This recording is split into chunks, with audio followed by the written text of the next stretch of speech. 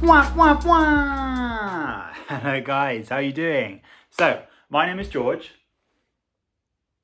aka the Big G, and welcome to my channel. So in this video, I want to give you guys 4 core key tips and the 4 core key pillars, I guess, of meditation to help you to be able to meditate without the use of guided meditation. So I'm a massive proponent of guided meditations. I think they are fantastic. There's tons of really good ones out there. I do myself regularly use Joe Dispenza and others as well, but I think he's probably my favorite. So yeah, not slagging off guided meditations, but if you are able to understand and learn how to do meditation without guided meditations, this is just going to mean that you can meditate whenever you want, wherever you want, and also just reach a deeper level of practice. So even when you are doing those guided meditations, if you're understanding the 4 core key pillars, then you're also going to be able to dive deep further into those practices. So of course, there are a multitude of different sort of methods, practices, mantras that are going to help guide people towards sanya or sunyata. So if you don't know what sanya or sunyata are, so sanya is the root word of sunyata, and sunyata essentially just means emptiness. It means nothingness within one's mind. So basically when your mind goes from the state of doing to the state of being. And when one is able to just sit and not consume and digest the constant stream of thoughts that are running through his or her mind. So of course you're going to have these thoughts, but being able to just sit with them, notice them, let them pass, and for them to not alter your feelings, your emotions throughout the day, but also during that state of meditation. So in order to help me to explain to you guys the 4 core key pillars of meditation and how it's going to help you to move into your meditation practice, I've recruited a good friend of mine to show you the ropes. So I'm going to use him as a bit of a guinea pig, a bit of an example. Now he's a very sexy boy. I'll be bringing him very shortly so you can see that for yourself. He is wearing a stupid headband right now. Don't worry about it. He's just hiding his hair because he's a bit embarrassed. I don't know why. He's got a mullet. I quite rate it, but it is what it is. He doesn't want you guys to see. And here he is. So this is George, everyone. So say hi, George. Hello, everyone. I'm George. Better looking George. Better George, that's what he says. Look at this stupid hairband. Look at this stupid mullet. Yeah, the mullet's also pretty ridiculous. Although after the hair transplant, I'm definitely going to be rocking a mullet myself. Or maybe I won't. It's an option. I'm not sure what you guys think. Leave a comment below. Anyway, the way I want to run through this is I want to run through the 4 core key pillars.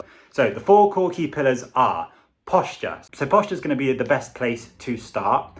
So we want to talk around the gaze. And obviously this is quite obvious. I won't dilly-dally over this for too long because it's pretty much just close your eyes and shut the up. Number 3 is going to be your breathing. I did just want to highlight the necessary facets of breathing, how you should approach the breath. And then finally, I want to go over the mindset and Zen Buddhism beginner's mind. I have briefly spoken about this in another video, but I think it's very important. And I didn't necessarily go into it as deep as is sort of required for you to fully understand what beginner's mind is and how one should approach meditation in this way. So yeah, let's get on with the video and let's stick Georgie boy into the best possible posture for reaching that state of sunyata. You ready, George? I'm very ready. Good man, let's go. Bruh. Show your viewers just how alpha you are, George. Go. Let's go! Go, boys! Come on! A wonderful display of peacocking, if I do say so myself. Step 1.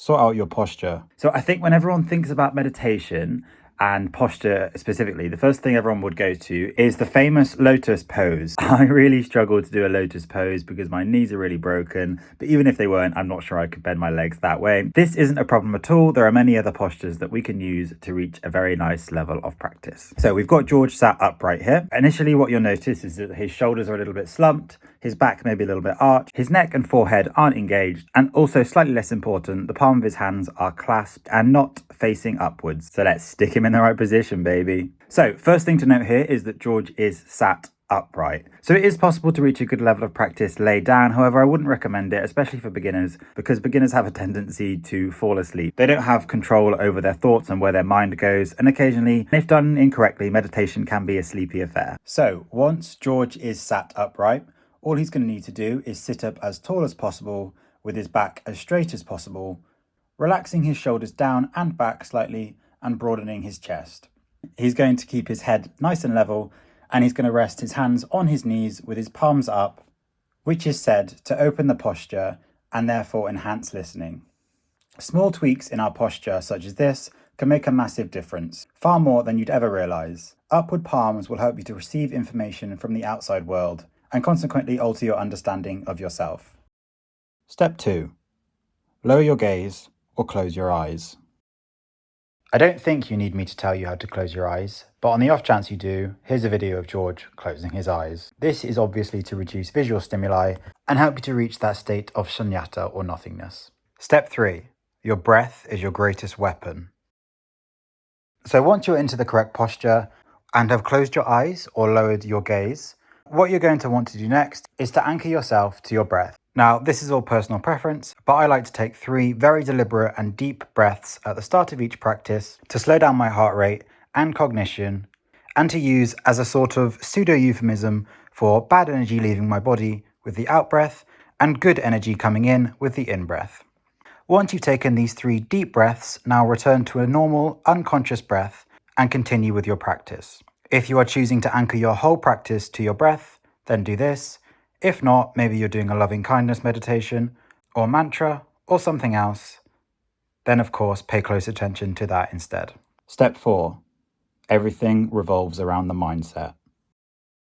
So there are 2 things I want to touch upon here. First is this concept of beginner's mind. It is of crucial importance that you approach your practice without any pre-misconceived answers about how it is going to go. If you do this, not only will it stop you having any sort of meaningful response, but it's also going to prove frustrating and counterproductive. Meditation isn't all sunshine and flowers, and sometimes the most powerfully reflective and healing experiences are deeply saddening. It is called beginner's mind because it is the same approach that most people take to new activities, especially kids. For example, kids don't know what to expect when they go to the beach for the first time.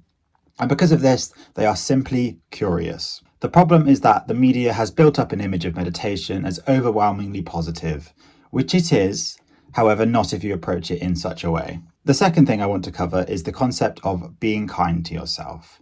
Now, meditation is about reaching the state of nothingness or sunyata, as I've mentioned previously a couple of times in this video, but this is hard. I only reach this point for fleeting moments in my daily meditations. However, there is still a lot of power to be had in the rest of the meditation as you are training yourself to be more mindful, more attentive, and more present. When your mind wanders, which it will, it is so important that you accept this as normal, you notice your thoughts, you label your thoughts if that's easier, if that helps. And I certainly find that labeling my thoughts does help. For example, you'd say past if it's a memory, you would say future if it's an anxiety or worry that you have for the future. And you'd potentially also say fantasy if something ludicrous popped into your head, because the human brain is a marvel. But Frankie said it better. I almost feel it when you smile. I'll take my time. I want you, but I'm shy. Here's my fantasy. Fantasy. Fantasy. I'll never stop. Oh, George. This is part of the process and not to be ignored. If you have any questions or comments, please drop them below, and good luck with your new knowledge and your practice. Okay, so there you have it, guys. There are the 4 core key pillars of meditation and how you can reach the best possible practice. So if you like this video, if you got something out of it, please do let me know. I hope you enjoyed my good friend George. But yeah, okay guys, I really hope you enjoyed that one. As I say, hit that like button, hit that subscription button, and that bell notification, add a comment below. And yeah, lots of love. Peace and love, guys. I love you all like my brothers and my sisters. Namaste. Namaste. Namaste. What can I say? Namaste. What can I say? Namaste. Peace.